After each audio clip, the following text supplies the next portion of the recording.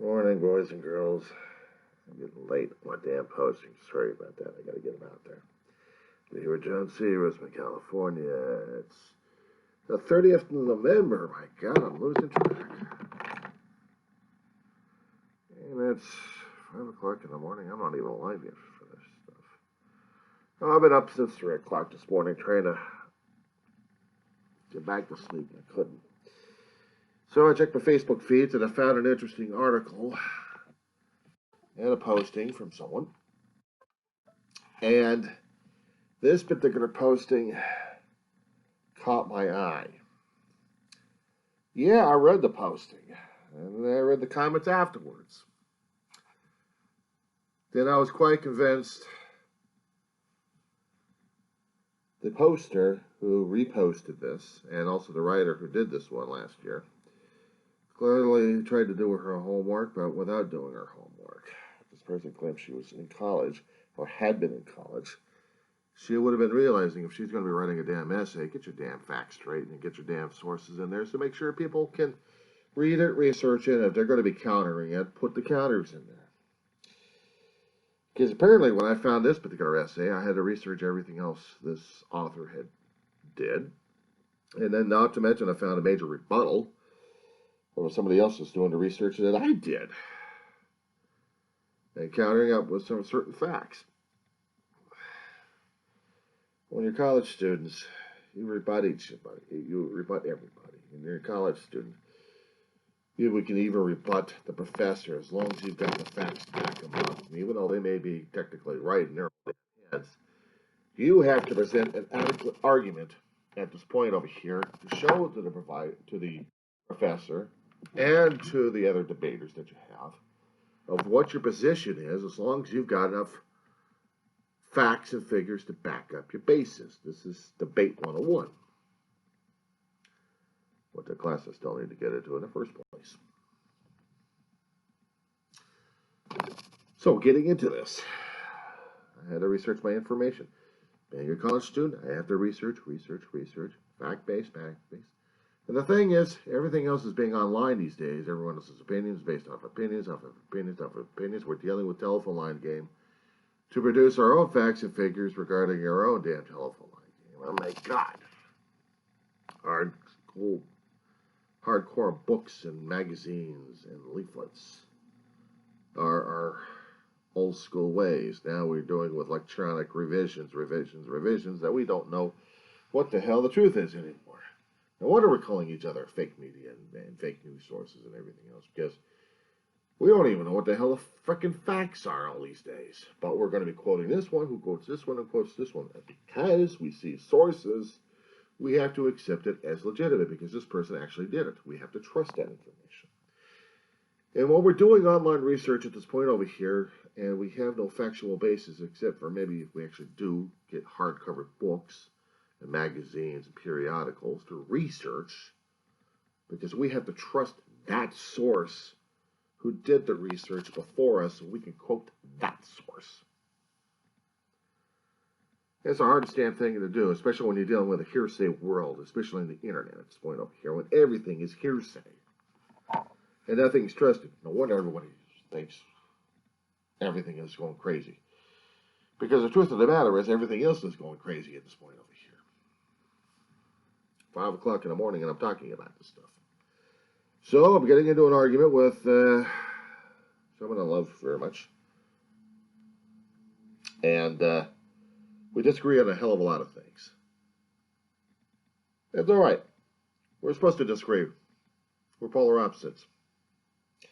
She's relative, I'm relative, and I'm not planning on disowning her either. No, she comes from one particular viewpoint in one world, and I come from a different one altogether. She's a hell of a lot older and lived through different experiences than I have. So we have different viewpoints, we have different experiences at this point. And that bases what our opinions are and how we view the world and how we look at everybody else. And that's how we are these days. Each individual, through their own experiences, through their own lives being lived, and had lived, and are living, base our own viewpoints and our own observations of what we're presenting. There is no one set guideline, okay? There are elements that we can agree with, and there I can get this out of my damn mouth, are elements that we disagree with strenuously on some occasions. But as long as we can back up the facts on each other's side and verify each other's side and make sure that our way of looking at it may be a different way, or maybe we've missed something. Maybe one side missed it, and maybe the other side missed it. Maybe they both missed it. Cross signals. I'm not saying there's good people and there's bad people on both sides at this point over here. I'm not going to get into that damn game. Especially when we're dealing with facts and figures and certain points of view concerning about, if we're going to be raising up the article, millennials. Now, I'm not a millennial. There's no way in hell I'm a millennial. I'm too freaking old for that shit. I was born when they actually had the Apollo space program going on. I was born during the Vietnam War. So yeah, I had seen my fair share of what's going on through technology. I'd seen my fair share of what's been happening in current events and world events that shaped my life one way or another. So I'm of a different viewpoint and a different ilk. I was also born at different social statuses as well. Different economic eras. I know what's going up and down is like when it comes down for income. See, I know both sides. I know what it is to be a working stiff and what it being a disabled stiff. I know what it was like working my way as a kid in different jobs.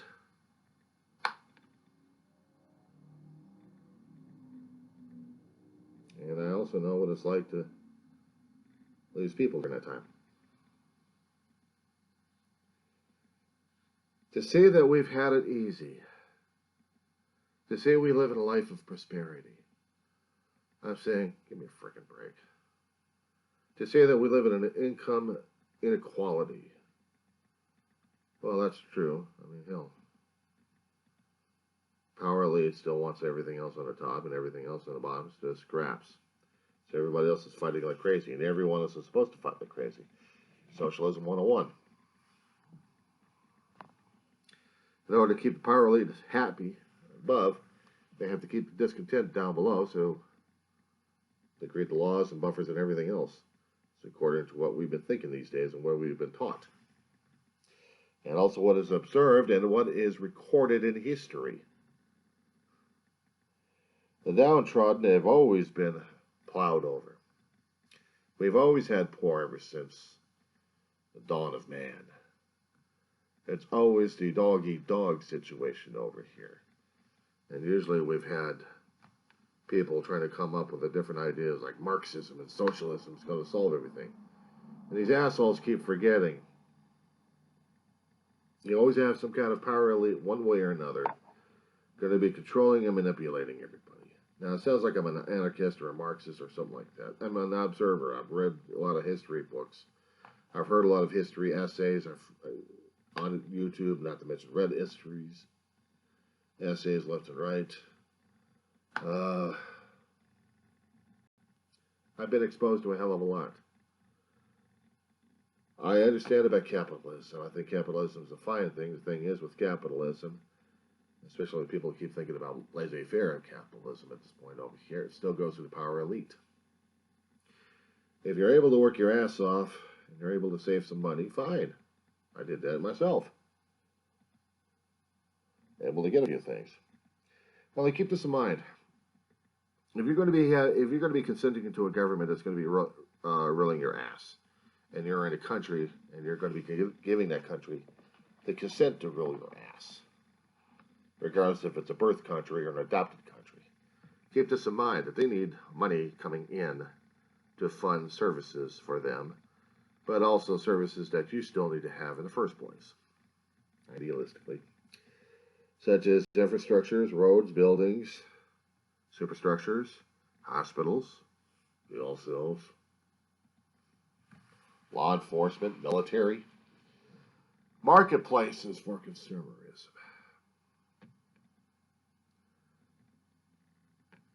That's the nature. That's how it is. Some countries want an iron fist rule, and others don't want a government system that people can actually participate in, theoretically, half the time anyway, and have say over their lives one way or another. No government system, not one particular government system, is perfect. Don't get me started concerning about the United States of America regarding its own system, because it ain't perfect either. It was never designed to be a perfect country. We are not a perfect union. We are an imperfect union at this point over here. If we were a perfect union, we'd have everything perfect. Under whose viewpoint, though? Under whose viewpoint? Because we share varied viewpoints left and right. I have come across in different sections where I'm trying to respond to one particular idiot that his version of history is a little skewed than what was being taught through grades K through high school and then through college, all throughout the decades. And the thing of it, I heard one particular professor of mine that I had taken, who told me that history is not in stone. It's still fluid. It's still dynamic. We're still discovering more and more things about history, which changes our viewpoints constantly. For example, what if, well, post it out, okay? And we're touching into a hypothetical here, but some people consider it gospel, okay? What if we had discovered a biblical item actually popped up from the air? What happens if we actually discovered, and hold on to your socks, we had discovered the actual stone tablets of the Ten Commandments?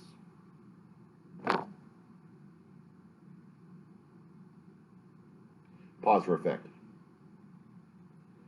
How would that change our dynamics? How would that change our history?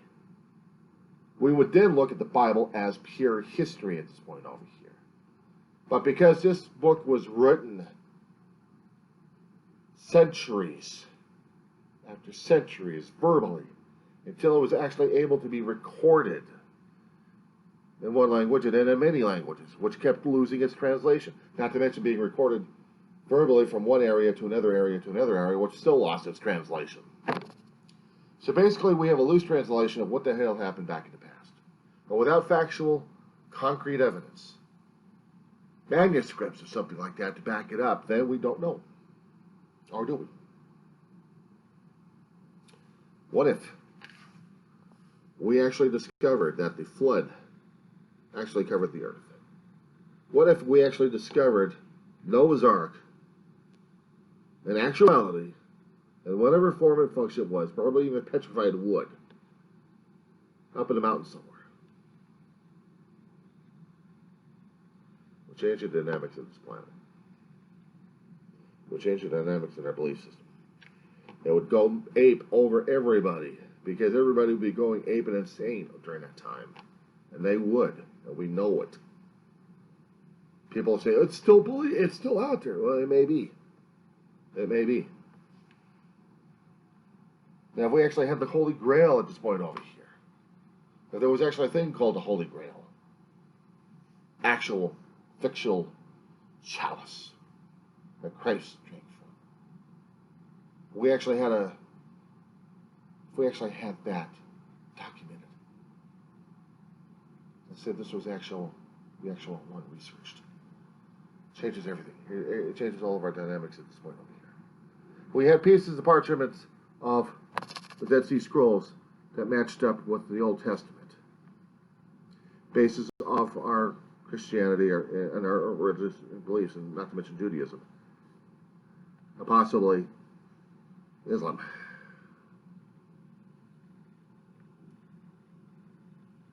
Certain documentations that might change the world entirely.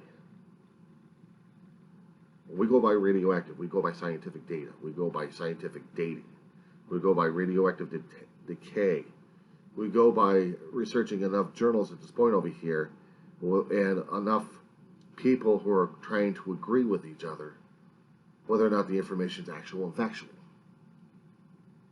We have to have research. We have to have resources. We need to know and we need to understand. We need to have a consensus of the information being accurate. Even if there was one small group out there saying, no, this is not right, where's your proof? You say, this is a gang warfare. You're ganging up on us. This is bullying tactics. Where's your proof? Well, it's out there. Well, it's not here, is it? But it's out there. Supposition without facts. We live in a world of dealing with facts and figures. And if you happen to deal with the court of law, especially in the United States, everything is by the book. Theoretically. We have to have facts presented to the jury, to the judge, system, saying, this is what we have. This is what the jury and the judge have to decide whether or not this is actually legitimate or not, depending on which particular system you take, either a judge or by jury. And by jury, it's going to be different opinions. Have to look at the stuff and verify and feel that everything is verified. It has to be right in their hands to see whether or not if this ruling is going to be right or not. In the Supreme Court of the United States of America, we have 9 judges. 5 to 4 rulings could be, or unanimous, who knows? But they have to decide on the facts. For the lower court readings, they already did the research. All that material, they have to base their opinions on this to make it law in the land. Do we understand that? Because not many people try to understand the complexity of what's going on in these days in our life. And understand why we do the things and say the things we are. We are based off of information we gather from sources. We base our own opinions, our own facts, and our own figures based on what we have learned and can constantly learn and relearn. And those opinions may change over time. They're not cemented in stone. And even if they are cemented in stone, stone crumbles, stone breaks. And if stone's preserved, we may keep that. But if not, washed away, wiped away, disintegrated, gone. We start anew. So someone's facts and figures may or may not be right at that time. They may be right down the road. We don't know. But when we are presented the information at that moment, it has to be accurate. It has to be accurate at the moment. Because we have to be aware that the information will change over time. The information will change over time because our opinions will change over time because how we're viewing the information. So how we're feeling is how the information is being pursued. Probably also how we're feeling at this point. A bit of indigestion or a bit of tiredness, and we're saying, well, okay, that's right, because I'm saying I just don't care about this thing. I need to go back to bed and sleep. Okay. Even if you happen to wake up and the opinion is still there, then what's the problem then? Or the opinion could be changed left and right. As long as we have things factual, as long as we can verify things, as long as we can look at things. Yes, call me a skeptic at this point over here. I don't take things that are hearsay at this point. I have to research. I have to research to see whether or not it's legitimate or not. If we're dealing with factual information, research. If we're talking about fiction writing, somebody's making a supposition at this point over here. I consider everything fiction writing until it's factual. Moby Dick. How do we know that Melville didn't actually experience this himself? Well, there could be other writings, and there could be other sources telling us that Melville actually didn't go out there and become Ahab. But what if he did? What if Melville, who wrote the famous story these days that we base our revenge stories off of, was actually a legitimate character? Was actually a legitimate historical figure, going after a legitimate historical creature.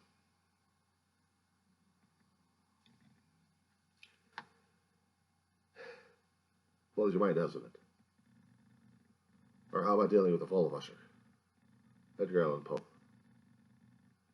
Or how about another one from Melville?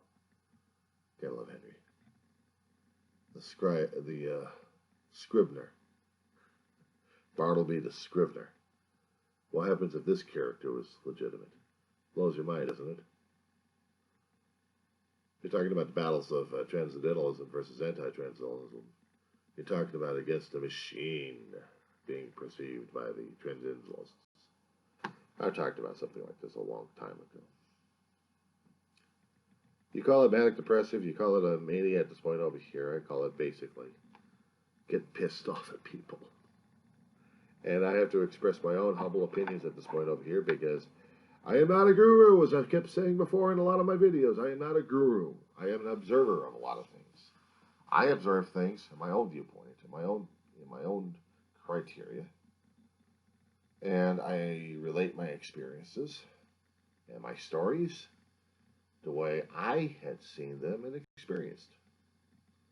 But I'm not laying down a law of the land. I'm not laying down the opinion that this has to be it. Now, unless, of course, there is going to be a nice consensus out there saying that I am wrong about a lot of things. Okay, fine, but this is my own opinion. I'm sticking with it. Unless you can prove to me that you've got a lot of facts backing up your claim at this point over here and able to produce the facts and produce the information out there, I'm not. If I don't see it, if I don't know about it, but you're going to say it, I'm not going to believe it until you show it to me. Come on. You're going to comment a damn thing? Comment a damn thing. You're going to like it, dislike, comment it. Tell me what's going on.